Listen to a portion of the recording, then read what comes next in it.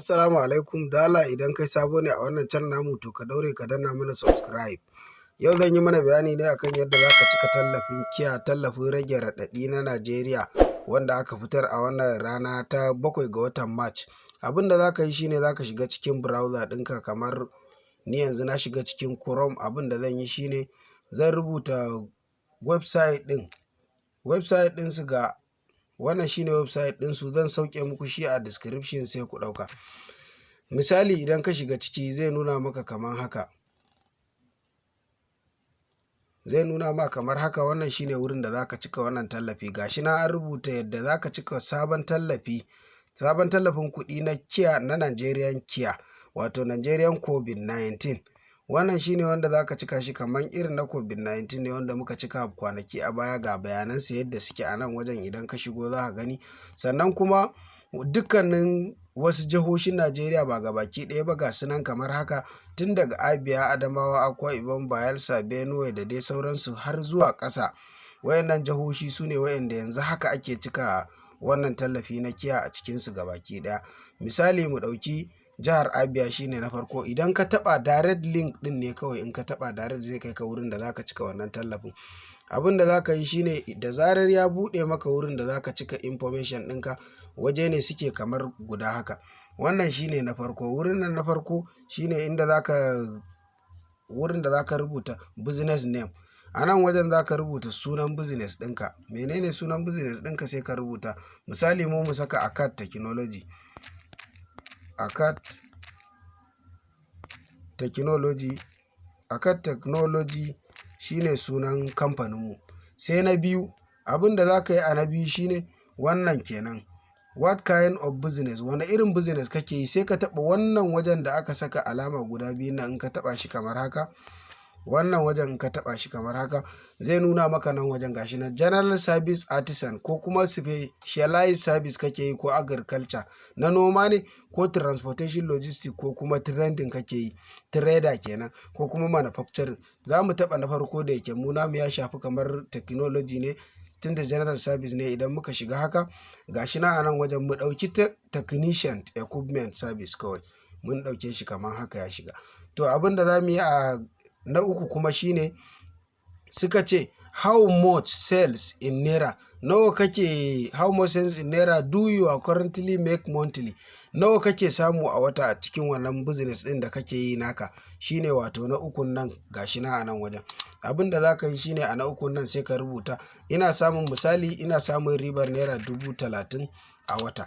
Sai in tsallake shi sai mu zo wannan wajen da aka ce choose date ɗin nan. Shi kuma choose date ɗin nan in ka zo ga wurin da za ka taɓa. Wannan wajen shine inda za ka taɓa. Idan ka taɓa shi kamar haka za ka shiga ciki. Idan ka shiga zai nuna maka date. Za ka taɓa wannan wajen guda biyu. A nan za ka ɗauki date. Misali na fara business ɗina tun 2019 watan March, sai in ce 2 ga wata. Gashi na ya sauka 2 ga watan 3 2019.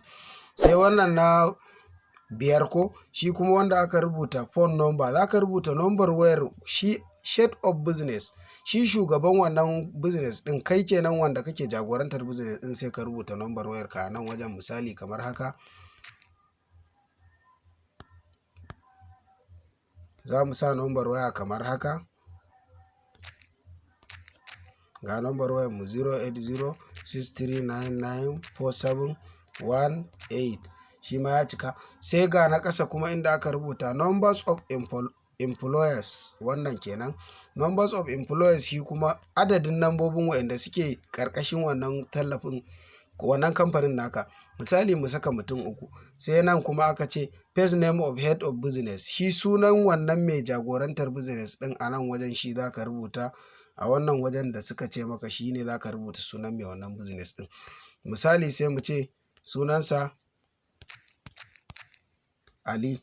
Sai mu zo ƙasa, shi kuma an ce last name of head of business. Wannan kenan shi kuma ga shi nan. Shi ma abin da za ka yi sai ka zo ka rubuta shi. Shi ma mu saka masa Ali. Muna ɗaukan sample ne. Sai kuma email address ɗinka shine, misali email address ɗinka, misali mu saka kamar haka, sai mu ce at gmail.com. Email ɗinmu ya hau. sai mu zo ƙasa aka ce date of birth. Date of birth ɗin abin da za ka yi shine za ka zo ka wannan wajen sai ka duba nan wajen ka taɓa shi. A nan wajen ne za ka ɗauki date of birth ɗinka. Misali an haife ka, kai mai cikawar an haife ka, shugaban business ɗin an haife ka 97, mu ce December 1 gashi nan ya hau 1 December 97.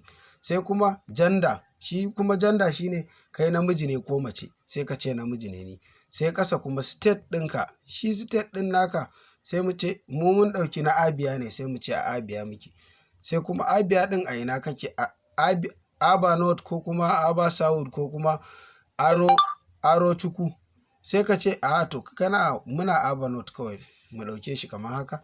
Abin da za mu yi a nan wurin shine idan mun gama cika information ɗinmu kamar haka, ga information ɗinmu nan tun daga sama har ƙasa mun cika shi ga baki ɗaya, zai zo nan wajen zai ce maka submitting. Idan ka gama cika information ɗin naka ga baki ɗaya, wannan wajen shi za ka taɓa, zai nuna maka alamar submitting kawai. Idan ka zo ka taɓa submitting, direct abin nan naka ya cika. Dala idan kun ji daɗin wannan abin, ku danna mana subscribe domin ci gaba da kawo muku sabbin abubuwa da suka shafi aiki ko kuma wani abubuwa na technology, harkar flashing da dai sauransu, sannan da sirrin waya. Mun gode.